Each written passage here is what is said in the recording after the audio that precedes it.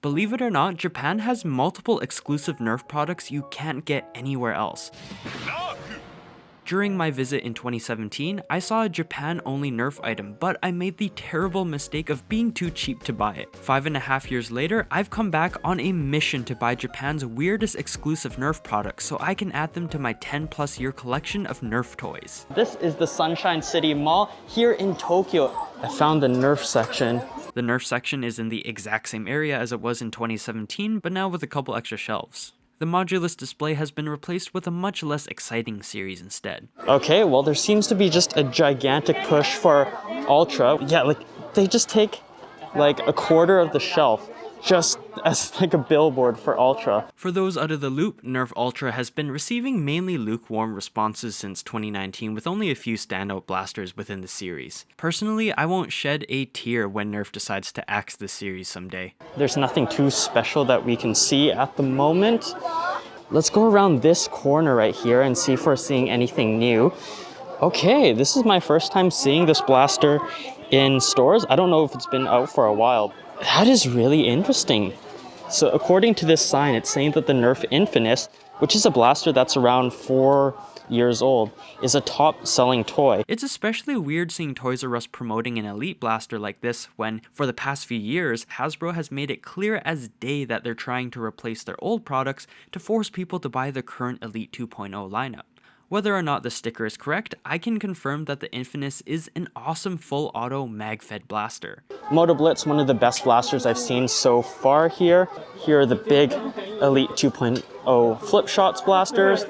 Oh wow, so this is very interesting. We're actually seeing other brand blasters making it onto the market. A question for Nerfers in Japan: how long have non-Nerf brands been on store shelves? This is my first time seeing this, so it's exciting. Oh, another interesting thing. So this is the, I forget the name of the Thundershot, at least in Canada and America. This is under the Adventure Force line, but here it's under the Air Warriors line, which belongs to Busby.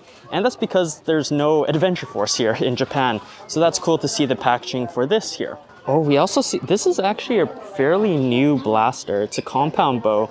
It really didn't get much visibility, but that's actually a pretty fair price, $20 for this thing. Here are a couple of Busby Air Warriors blasters that I don't think I've seen in Canada or America, or maybe I've just forgotten because they all kind of look monotonous.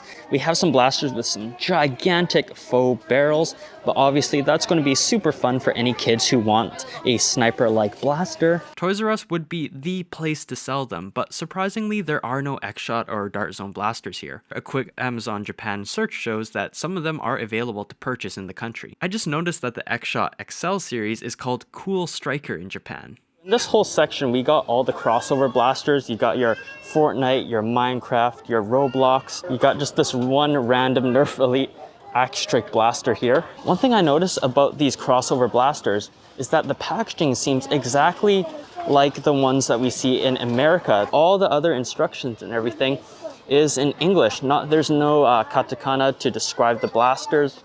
Meanwhile, other series blasters have translated packaging. This says Quadrant, the name of this blaster, in Japanese. Again, like the Infinus, strange seeing a 4-year-old Elite blaster at the store.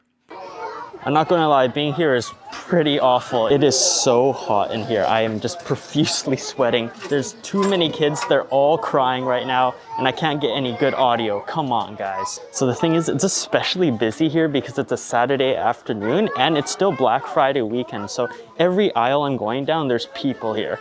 This Mario is empty inside, just like me. On store shelves, I also didn't see any types of blasters like our sponsor today, Gel Blaster. I have a confession, I've actually never played with a Gel Blaster before, but that's going to change now. Oh, I like the feel of that. These are called gellets, and no, they're not fish food. And we're going to use the fanciest bucket you've ever seen. Grow, my sons, grow. They grow up so fast. And then we just have to fill up this. That's actually so satisfying. I'm excited, time to fire the Gel Blaster Surge for the first time. Whoa! That's so much fun. Yep, I'm sold. Gel blasting is really fun. It's the holidays, it's gift-giving season. The Gel Blaster Surge is definitely something you should check out. Make sure you use my link on the screen or down below to get 10% off your order. 100% this is going to put a smile on your face. Thanks, Gel Blaster, for the awesome sponsorship. Now let's head back to Japan. Before declaring the weirdest Japan Nerf products here, let me show you the most expensive blasters and how their prices compared to North American prices. Oh, ouch. The Infamous retails for approximately 67 USD. That's the same price as the Fortnite Heavy SR, but with its sale, it costs about $52 instead, which is similar to the price you might get in the US. That looks like the top expensive blaster when it comes to the crossovers here. The Ultra Ferro cost about $61, which is about 22% more expensive than buying one in the US. It seems like the Nerf Ultra Speed is going to be our most expensive blaster at Toys R Us. But with its sale, it comes in at 73 USD, which is actually around the same as America's pricing. Overall, the prices here relative to the US are not as inflated as I thought. It is interesting to see that the Toys R Us prices are very similar to Canadian prices. And finally, what are the weirdest Japanese Nerf products here? It's subjective, but here's my take. I might have to give it to the Air Warriors compound bow because it's kind of a niche. It's not really a blaster, it's not really a bow, it's a mix of both. But it's so cool because I actually have never seen this in stores before. And the idea of a magazine-fed bow blaster is super cool. An old blaster from a discontinued Nerf series, and it's the only one with a recommended gift for Christmas label? Yeah, I find that weird too. I was hoping to see some Japanese exclusive items or whatnot, but maybe they just don't exist at this time.